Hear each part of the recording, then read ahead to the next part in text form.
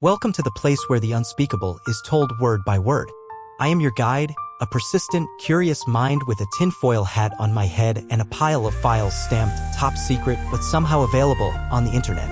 You might laugh or get chills when you hear me talk about things the government doesn't want you to know, maps that don't appear on Google, or names erased from history. But hey, if it's all just fiction, then why would someone try to stop you from watching this video? Lock your doors, turn off the lights, and keep your mind sharp. Because what you're about to hear might change the way you see the world forever. I used to think the pyramids were just massive piles of ancient stones in the scorching deserts of Egypt. A grand achievement by ancient people built by hand under the sun with sheer manpower. But then I came across a report from NASA. Not on mainstream news, it leaked through an anonymous forum.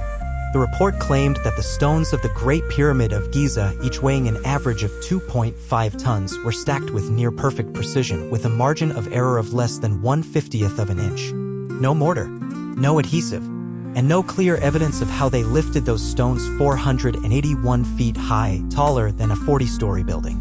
I felt a chill down my spine, not out of fear, but from the sense that I had just stepped into a labyrinth. Every door I opened led to more questions.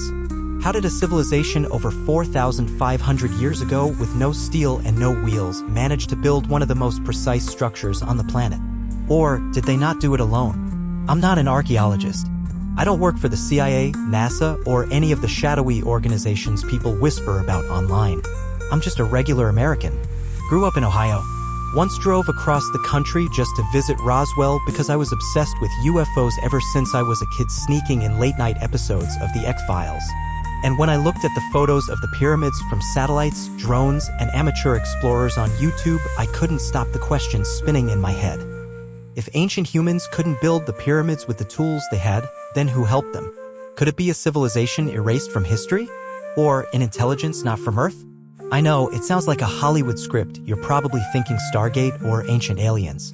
But the problem is, there are too many things that can't be explained.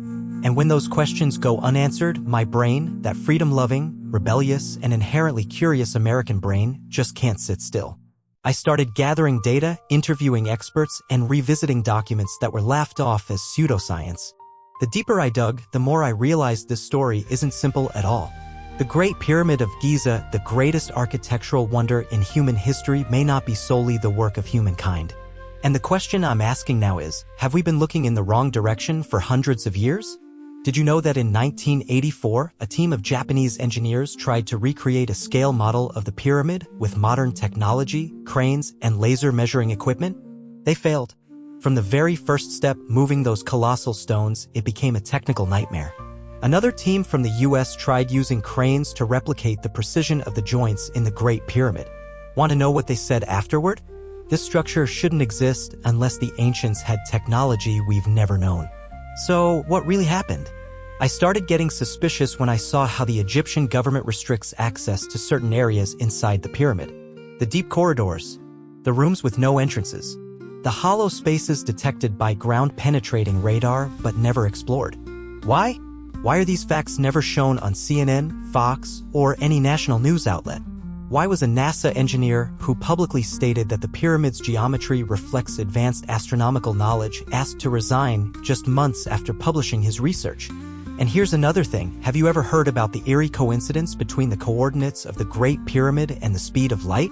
The exact geographic coordinates of the Great Pyramid of Giza are 29.9792458 degrees north. The speed of light in a vacuum is 299,792,458 meters per second. Just a coincidence? Or a coded message? I don't believe in coincidences, especially when there are too many happening around one single structure. And when you start noticing what's been kept quiet, the discarded research, the silenced scientists, the never officially released images, you begin to wonder. Is someone trying to hide something? And if the pyramid wasn't just a tomb, then what is it really? When it comes to the Egyptian pyramids, the first name that usually comes up is the Great Pyramid of Giza, also known as Pharaoh Khufu's pyramid. It's the only surviving wonder of the 7 wonders of the ancient world and has been a source of debate among scientists, engineers, and mystics for over 2 centuries. They say Pharaoh Khufu, or Cheops as the Greeks called him, ordered the pyramid to be built around 2560 BC. But did you know there is no direct archaeological evidence to prove that? No mummy of Khufu. No ancient texts describing the construction. The only evidence is a small red painted inscription inside a narrow stone chamber discovered by British explorers in the 19th century. And according to some experts, that inscription shows signs of forgery.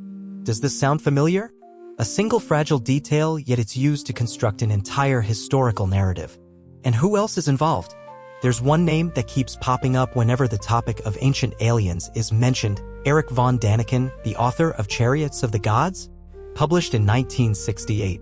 He wasn't a scientist, but he posed a question that academia still hasn't conclusively answered to this day. If ancient civilizations were indeed visited by extraterrestrial beings, could the pyramids be undeniable proof? It was Däniken who inspired a wave of alternative scholars, aerospace engineers, former NASA employees, and even some ex-military personnel to speak up. They weren't saying we were attacked by aliens. Instead, they argued that the signs of advanced technology, architectural logic, and astronomical knowledge were too sophisticated for that era, so advanced that it defies explanation if we attribute it solely to human effort. And let's not forget Zahi Hawass, former Egyptian Minister of Antiquities. He practically controlled access and excavation rights at Giza for years. He was notoriously hostile toward anyone who questioned the mainstream narrative. Many independent researchers were barred, videos were confiscated, and some Americans even had their visas denied after publishing sensitive findings. All of this, the missing mummy of Khufu, Däniken's questions, Zahi Hawass's control over information, points to one thing. The historical narrative of the pyramids is not as clear-cut as textbooks make it seem. And when so many people are silenced, it might be because there's something unsettling underneath. According to mainstream history, ancient Egyptian civilization began around 3100 BC when King Narmer united Upper and Lower Egypt.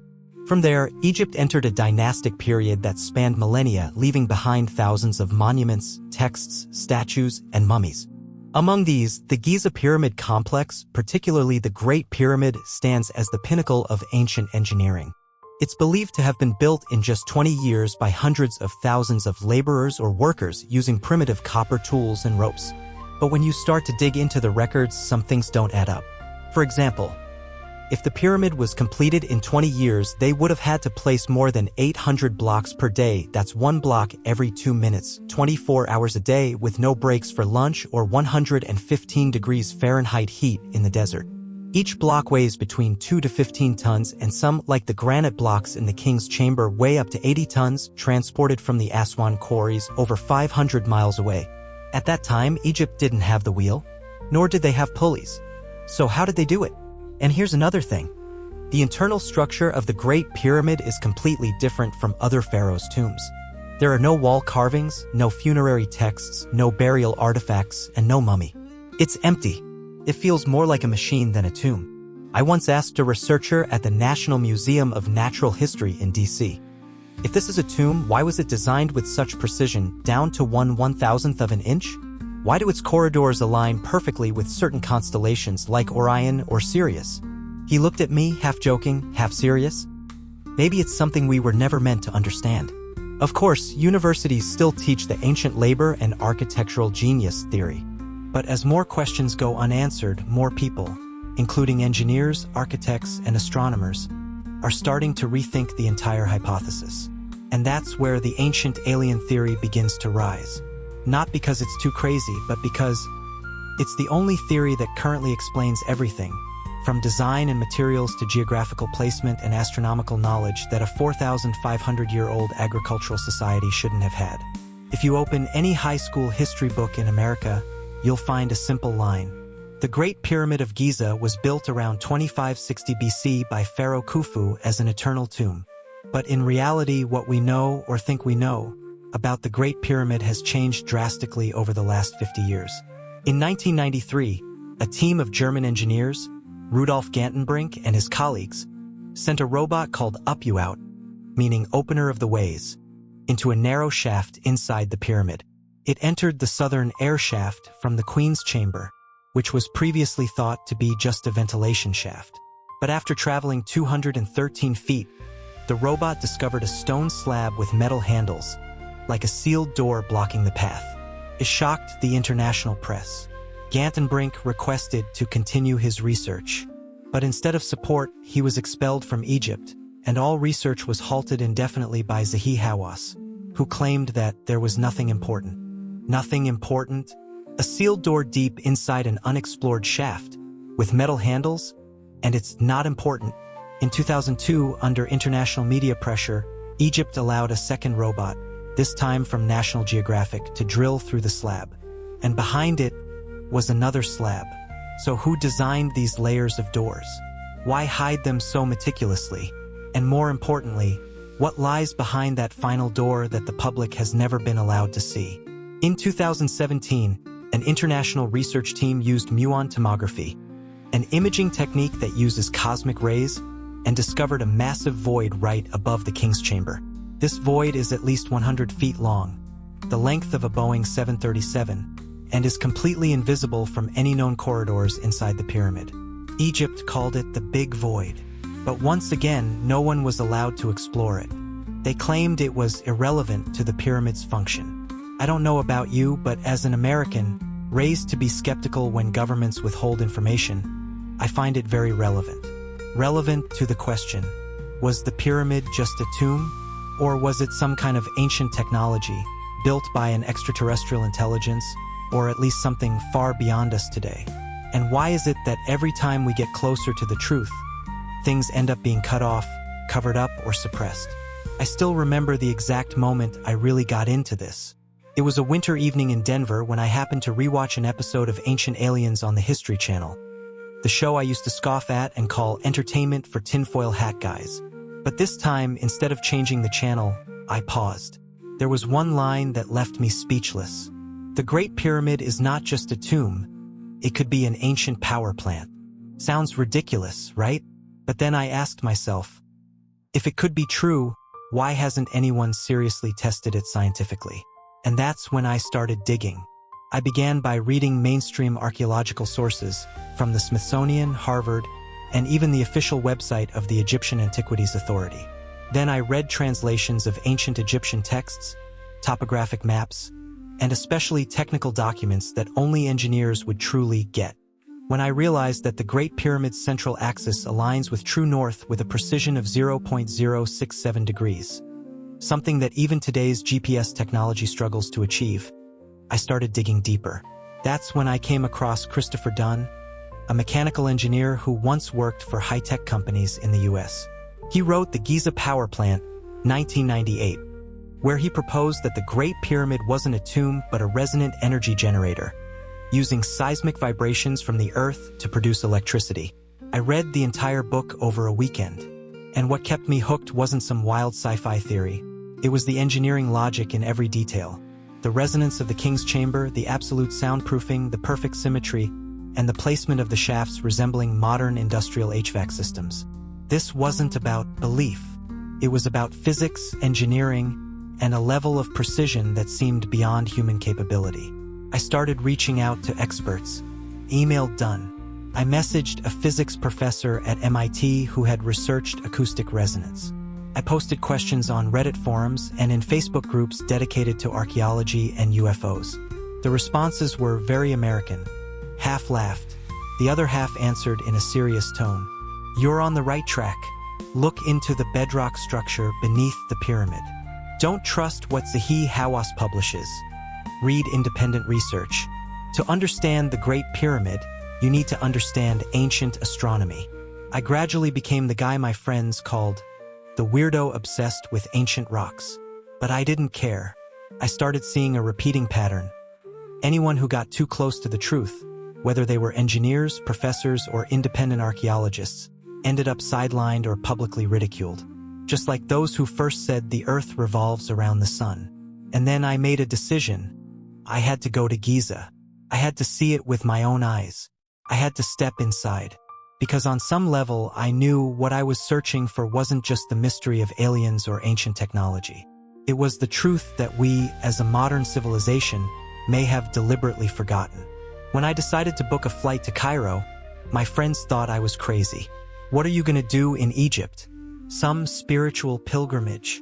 I just laughed. If I told them I was looking for proof that aliens built the pyramids, they'd probably call the psych ward hotline. But what I never expected was that the obstacles began even before I set foot in Giza. First, my passport, which was completely valid, suddenly had to be rechecked twice at JFK Airport. TSA agents asked why I was going to Egypt. I said it was for archaeological research, and they stared at me like they were waiting for a more specific confession. Just archaeological tourism. I'm an American citizen. I'm allowed to go, right? They nodded, but I felt a chill. When I arrived in Cairo, I hired a local tour guide. A guy named Youssef who studied Egyptology, spoke fluent English, and had worked with a German research team. I showed him a satellite archaeological map from NASA, marking spots where I suspected there were hidden entrances around the pyramid. He looked at me and whispered, "Bro, if you ask about this in public, you could get in trouble." I asked, "What kind of trouble?" He gave a nervous smile. "You know Dr. Bassam el-Shama? Famous Egyptian archaeologist, used to be on TV, said there are sealed tunnels under the pyramid that no one is allowed to access." After that interview, he lost his job at the university. That's when I started to realize how sensitive this topic was. The next day, I tried to get a permit to enter the northern section of the Great Pyramid, where there had been reports of magnetic anomalies and signs of a hidden void.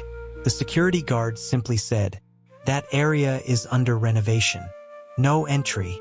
But I had satellite images from just 3 days earlier, showing no construction at all.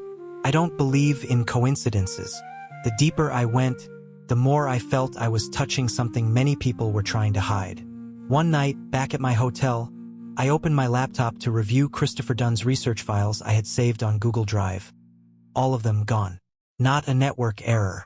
Just file does not exist. Even the downloaded copies on my external hard drive gave me a format error. You might think I'm paranoid. I thought so too, until I spoke with another American Egyptologist student, someone who was also researching the strange phenomena around the pyramid. He said, 3 months ago, I found a 1984 U.S. military report on unusual seismic activity around Giza. But today, when I checked the site again, 404. I asked, "Do you have a backup?" He shook his head. "I don't think anyone's going to delete it." We fell silent. There was nothing more to say. That feeling Americans call chilling to the bone began to fill my mind. Not because I was scared, but because I knew I was approaching a truth far greater than alien theories or ancient technology. I was stepping into a restricted zone of information, a place where neither the local government nor international powers wanted anyone to set foot. And the more obstacles I faced, the more determined I was to keep going. I believe the real turning point came from something very small, a rock. More specifically, a piece of pink granite with a perfect, scorched cut, lying behind the Giza Archaeological Museum, in an area most tourists overlook. Youssef, my tour guide, picked it up and handed it to me. He said, "This doesn't look like something copper tools could have made, but the ancient Egyptians only had copper." I took the piece back to my hotel and examined it with a magnifying glass. The cuts weren't jagged or cracked. They were smooth, as if cut by a laser. I immediately recalled a passage from the Giza power plant. Christopher Dunn once analyzed that the granite blocks in the King's Chamber were cut with such precision that even modern CNC machines in the US would struggle to achieve it. Flatness within 1/1000th of an inch. Moreover, granite is incredibly hard, second only to diamond, and ancient copper tools couldn't possibly have achieved that. I started asking questions. If the Egyptians couldn't cut granite with the tools they had, then who did? The unexpected answer came from elsewhere. NASA. I happened to come across an old technical report by a team of NASA scientists from 2009, researching the acoustic resonance effect in natural stone chambers. Part of the report described a structure identical to the King's Chamber, with granite walls, a high ceiling, and resonant acoustic cavities, like a frequency tuning chamber. I contacted a former NASA engineer who asked to remain anonymous. After some hesitation, he replied, "We once simulated the design of the Giza pyramid as a resonant device, not out of superstition, but because it works exactly like a frequency amplifier. In physics, that could be used to transmit waves, or receive them." I asked, "You mean a communication device?" He was silent for a few seconds, then answered, "Or a device designed to receive signals from somewhere not on Earth." At that moment, I got goosebumps. A structure located in the heart of the Egyptian desert, aligned with the constellations in Orion's belt, built with multi-ton granite blocks cut using techniques impossible for the people of that time, with a physical design capable of functioning as a high-frequency transceiver. Could this be an ancient alien communication hub? Then I looked back at all the clues. The air shafts aligned with Sirius and Orion, the unopened underground chambers, the big void above the King's Chamber, located right at the resonance point, and the scorched piece of granite cut with a technique we still haven't fully replicated. It all started to come together like Lego pieces, and I realized we didn't build the pyramid, we just discovered it. Or if humans were involved, they were guided by another intelligence. That was the turning point. From a skeptical American who loved tinkering, I had stumbled upon a truth I wasn't sure I was ready to bear. I wanted to believe I was the only one who realized this, but I was wrong. When I returned to the US, I started researching others who had spoken out before, people the public labeled conspiracy theorists.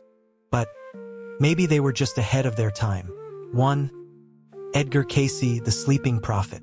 Edgar Cayce is a controversial figure. Born in 1877 in the United States, he was famous for his ability to enter a trance-like sleep and predict historical events, including the 1929 stock market crash.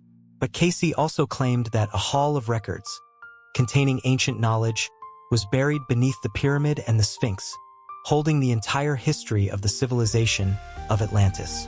Sound far-fetched? Yes, I once thought so too. Until NASA released muon scan images in 2017, revealing a massive void, 100 feet, 30 meters, long, above the King's Chamber, and another chamber beneath the Sphinx, exactly where Cayce had described. No one could explain how Cayce knew back in 1930. 2. William Brown, quantum physicist at Resonance Science Foundation. I reached out to William Brown via email after reading his article on resonance structures and extraterrestrial geometry.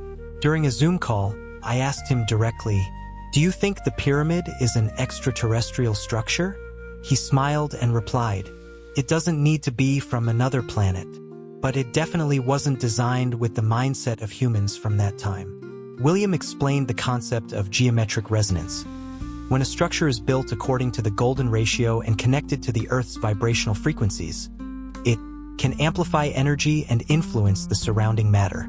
The structure of the Great Pyramid, from its height to base ratio to the positioning of the chambers, aligns almost perfectly with the model of natural resonance. I asked, "So, it could generate energy?" William nodded. "If you understand Tesla's principle of wireless energy, the pyramid is essentially an ancient power station." I thought about how the pyramid had no coal smoke, no mummies, no religious symbols. Everything was sterile, as if it was designed for a non-ceremonial purpose, and it started to make sense. 3. The documents buried alive in U.S. military archives. I once worked freelance for a media company in D.C. and maintained a few connections in federal archives. Through those ties, I accessed a scanned document from Project Stargate, a real CIA program from the Cold War era that focused on remote viewing or perceiving locations through consciousness. One of the transcripts from 1983 contained an incredibly strange passage. Objective: a massive pyramid-shaped structure built by an ancient, non-human group, intended for the transmission of knowledge across dimensions. I read it over and over. Couldn't believe it. This wasn't from some obscure UFO blog. It was a record signed by the U.S. Defense Intelligence Agency. And then I asked myself, if the pyramid was just an ordinary structure, why would the military need to study it through consciousness-based remote viewing? The pieces kept falling into place. I was no longer just an American curious about aliens. I was standing before the possibility that we've been denied a part of human history, or worse, a legacy that doesn't belong to humanity. And if that's true, everything we know, from history and religion to science, needs to be rewritten. I couldn't stay silent. After compiling all the evidence, the charred granite fragment, the CIA document, NASA data, and William Brown's testimony, I decided to share my findings on a Reddit forum dedicated to alternative history, r/alternative history. My post received thousands of upvotes within hours. But what surprised me was the reaction. My family. When I told my father, a former Marine who served in the Middle East, he just stayed silent. Then he said one thing: "You shouldn't dig too deep into things like that." I laughed, thinking he was joking. But he looked at me with a seriousness I had never seen before. There's a reason you never see official documents saying the pyramid was built by aliens. Because if it were true, every foundation of belief we've built, history, science, even religion, would collapse. I had never seen my father afraid until that moment. My friends. I shared this with Sarah, a friend who works in data analytics at MIT. She listened and then said, "I don't know if it's true or not, but I know one thing: they haven't told us everything they know." She mentioned that there were research projects on frequency resonance architecture at the Institute, but they were all classified. No one outside the research group could access them. The only thing they let students see is a 3D model of the pyramid, but with no explanation. Reaction from the authorities? About a week after my Reddit post went viral, I received a strange email. No subject line. The sender's address was hidden. The content was a single sentence: "Some questions are better left alone. For the greater good." I was about to delete it, but that same night, I saw a black SUV parked outside my house for nearly 2 hours. No license plate. No one got in or out. I'm not superstitious, but I know one thing: in America, freedom of speech is a constitutional right. And if I'm being threatened for proposing a theory based on publicly available data, then clearly someone doesn't want me to keep going. My own reaction? I lost sleep for several nights. I kept asking myself, if everything I'm discovering is true, then I'm standing at a crossroads. 1. Keep living as I always have, treating all this as a mental exercise so I don't have to question my beliefs, history, or even humanity's place in the universe. 2. Or accept that we are not alone, that structures like the pyramid are proof of a superior intelligence that once visited us and left clues in the middle of the desert. I'm not sure which is scarier, the idea that we are alone in the universe, or the idea that we are not and that we are still being watched. I don't have the answer, but I know one thing: once you've seen the truth, you can't unsee it. I used to think that if there was any truth to the pyramids and aliens, it was simply the government is hiding it. But I was wrong. The government might just be the tip of the iceberg. The gatekeepers who really controls the information. As my Reddit post continued to spread, I received a message from an anonymous user with the nickname The Archivist 89. He sent me a zip file containing dozens of screenshots, scanned documents, and audio logs, internal memo from the Smithsonian Institution, one of America's largest archaeological archives. One of the documents clearly states, "Temporarily close file GP 144, Giza Pyramid, under Interagency Directive."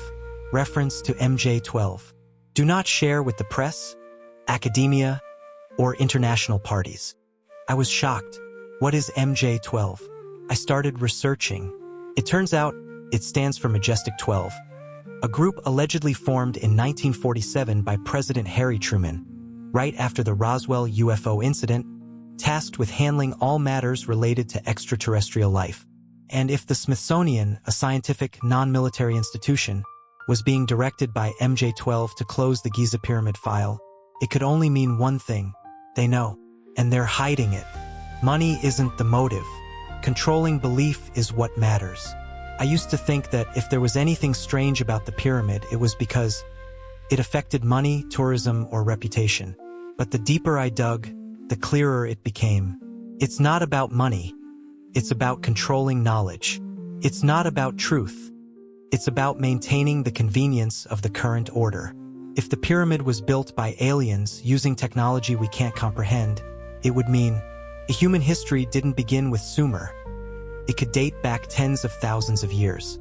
Major world religions might have to rewrite their origins. Organizations that hold power through exclusive knowledge, like the Vatican, NASA, or even the United Nations, would no longer have absolute authority. And that is unacceptable for those who built their power on the ignorance of the masses. From Egypt to the Vatican to Washington, D.C., I discovered a strange coincidence. At the top of the Washington Monument, there is a small aluminum pyramid that no one is allowed to approach. On the back of the US $1 bill, there is an image of an unfinished pyramid with the all-seeing eye, a symbol often linked to the Illuminati. In the Vatican, there is a restricted area called Archivum Secretum Apostolicum Vaticanum, housing over 50 miles of documents, closed to international archaeologists. And I started to wonder, could it be that the entire global power structure, from politics to religion, knows the true origin of the pyramid? And that they've all agreed never to reveal it? Silence is a sign of fear, and fear is evidence that something very real is being hidden. I don't have absolute proof, but I have a series of coincidences too deliberate to still be coincidences. The pyramid was built using technology far beyond its time. Verified data is either suppressed or classified. Those who speak out, from Edgar Cayce to certain scientists, are labeled pseudoscientists. Pyramid symbols appear at the heart of global power centers. And organizations like MJ12, the Smithsonian, the Vatican, and NASA all seem indirectly involved in controlling knowledge about humanity's origins.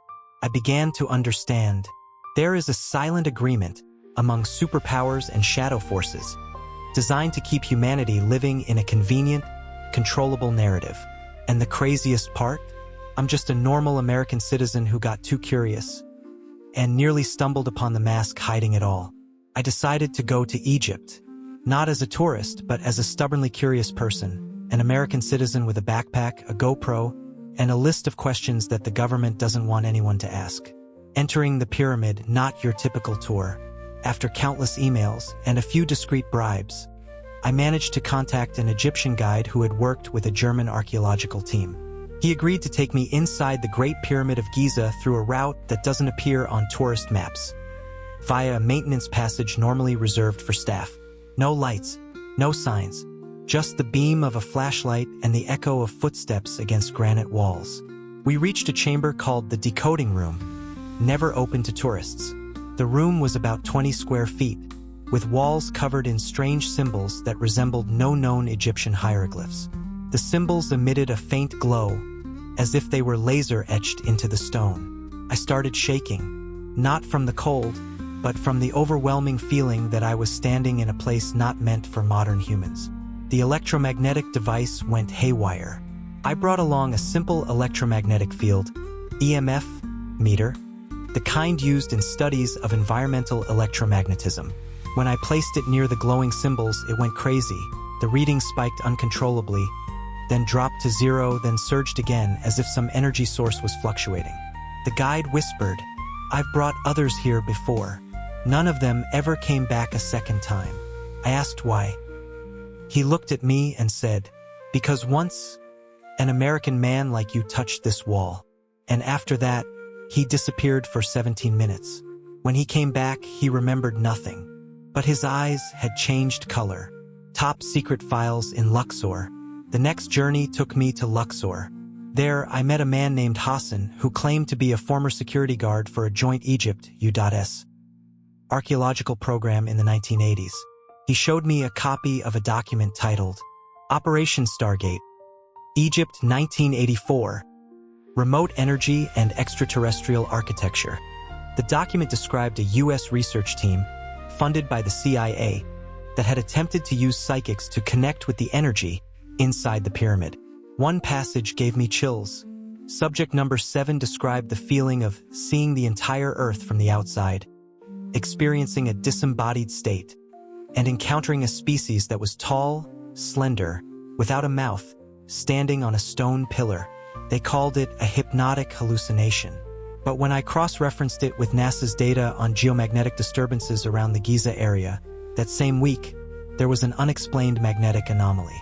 Almost reaching the final door, on my last night in Cairo, I found a slip of paper tucked under my hotel room door. It contained a single line, "Come behind the Sphinx. Midnight. Bring a camera." I followed the instructions. At the meeting point, I saw a man wearing sunglasses at night. He called himself Michael, from a non-governmental organization that monitors archaeological anomalies. He handed me a device that resembled a 3D projector and aimed it at the rock wall behind the Sphinx. A light map appeared, invisible to the naked eye, showing a spiral-shaped structure descending deep underground. Michael said, "What's down there is why the Vatican, the CIA, and Mossad all signed a 50-year silence agreement." Before I could ask anything else, a black SUV in the distance turned on its high beams, flooding us with blinding light. Michael shouted, "Run!" I ran. My camera fell. The map disappeared. I left Egypt the next morning. My luggage was searched 3 times at the airport. 2 laptops were confiscated due to undeclared software. I had no physical proof, but I brought back something far more important: the intuition of someone who had seen what science cannot yet explain. I had almost touched the truth, and that was enough to change me forever. I returned to America with an empty backpack, eyes wide open, and a restless mind. The first price: my faith in the system. I was a typical American. I used to believe in the basics: that journalism is independent, that museums preserve the truth, and that universities pursue knowledge for the sake of humanity. Not anymore. After my trip to Egypt, I sent letters to 3 places: the Smithsonian Institution, NASA, and the State Department, requesting access to information regarding the Giza Pyramid and potential extraterrestrial technology under the Freedom of Information Act, FOIA. 3 replies. The same 3 words. Request denied. Reason: national security consideration. National security? For a 4,500-year-old archaeological site? I began to understand. The system I once trusted was designed to protect the official narrative, not to discover the truth. The second price: personal relationships. It sounds crazy, but I lost a few friends. A close friend, a history professor at a community college, called me and said, "I can't be associated with you if you keep chasing this nonsense. You're ruining your reputation." A girl I was dating at the time, who once loved our deep conversations about the universe, began to drift away. One night, she said, "I don't think you're the same person anymore. It feels like you're obsessed with something unreal." She wasn't wrong. I was obsessed. But that obsession woke me up. The third price: personal safety. About 2 weeks after I published a blog post detailing my trip, I received a phone call from an unknown number. A deep male voice, no introduction. "You've seen enough. Stop." I almost laughed, thinking it was a prank, until my car, usually parked in front of my house, had its windows smashed. My belongings were rummaged through, but nothing of value was taken. They left only a book on ancient symbolism with the last page torn out. I called the police. They made a report but didn't investigate further. That's when I knew I had crossed a line that certain people didn't want anyone to cross. In return, I am no longer the same person. I lost a lot, but I gained the most important thing of all. I am no longer afraid of the truth. I used to live peacefully, content to believe comforting lies. Now, I've learned to question anything that seems too perfect. I no longer look at the pyramids as ancient monuments. I see them as a declaration of truth buried beneath layers of secrecy. I no longer think aliens are just science fiction. I believe they came here, left their traces, and we chose to look away. I no longer believe that the elite is just a movie concept. I believe there is a global network controlling information, operating across generations, and what they fear most is an ordinary person like me telling the world what I saw. I'm not a scientist. I'm not an investigator. I'm just an American citizen born in a country where we are taught that everyone has the right to know the truth. But after everything, I realized, knowing the truth is a right, but having the courage to face it is a choice. And I made that choice.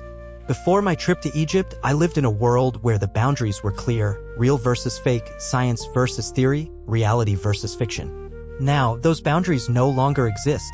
The world is no longer what I thought it was. I started seeing things differently.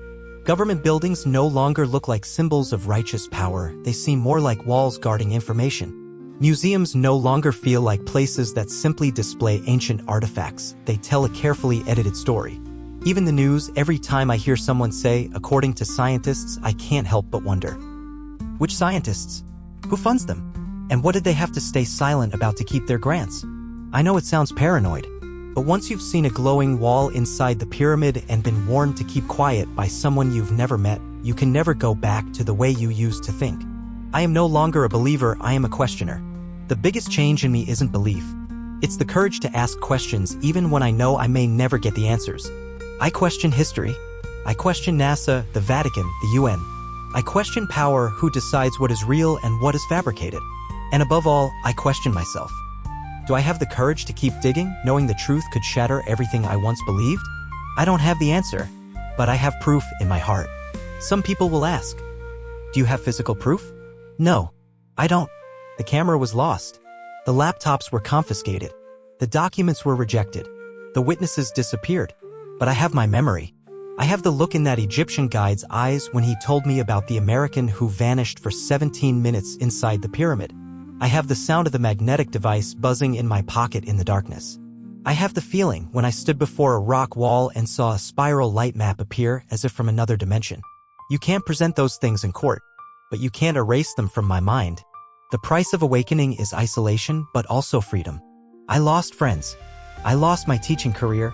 I live alone, labeled as a conspiracy theorist. But I gained freedom. Freedom from the lies that have been repeated so many times that people mistake them for truth. And at night, when the city is silent, I close my eyes and see the pyramid again, not as an ancient monument, but as a beacon between the stars. A signal sent to us humanity saying, you are not alone. You never were. I am no longer who I used to be. I am an American citizen who stood before the truth and refused to turn away. You might be wondering, so is there any proof that aliens built the pyramids? I won't say yes. I won't say no. I'm just inviting you to think with me as a free American with the right to access and question all information, even the kind that's labeled classified. Ask yourself, why are so many things about the pyramids still a mystery? Why can't we rebuild the Giza pyramid with modern technology, even with machines, AI, and laser mapping satellites? Why do the internal structures resonate at frequencies that match the Schumann resonance, the Earth's natural frequency? Why do the pyramid's coordinates, precise to an extraordinary degree, match the speed of light, 299,792,458 meters per second, in the GPS coordinate system? Is that a coincidence or a signal? And why are those who ask questions labeled as crazy? Why are you mocked for talking about aliens? Why are you called a conspiracy theorist for questioning mainstream history? Why are you told to stay silent when you seek the truth? In a society built on freedom of speech and the pursuit of truth, what makes people so afraid when you ask, why? This story is no longer mine, it's yours. I've shared my journey from an ordinary American citizen to a seeker of lost pieces of the puzzle. Now it's your turn. What will you do when you look at the pyramids, not just in Giza, but in Bosnia, Mexico, and China, and see the same motifs, the same celestial alignment, and the same advanced architecture far beyond their time? What will you do when you see hidden documents, silenced scientists, and disappearing witnesses? Will you shrug it off and say, maybe it's nothing? Or will you begin your own journey? So if you're hearing this, remember, you may not have a passport to Egypt. You may not know how to read hieroglyphs. You may not be an expert in quantum physics or ancient astronomy. But you have curiosity. You have independent reasoning. And you have a restless feeling in your heart, just like I do, that we haven't been told the whole truth. So don't let this story end here. Read. Ask questions. Connect with others who are searching, just like you. Because sometimes the ones labeled crazy are the ones standing closest to the truth. And who knows, one day you might find yourself standing in the shadows of the pyramid, feeling something you can't quite name. Scroll disclaimer, legal notice. The story you just heard is a work of fiction intended for entertainment and thought-provoking purposes. Some events, characters, and experiences are presented through a personal perspective and may not reflect historical facts or scientific reality. The information in this video is not meant to assert, distort, or attack any individual, organization, or government. The storyteller does not claim this as definitive proof of alien existence or any forces related to the Giza pyramid. All freedom to explore, verify, and interpret is left to you.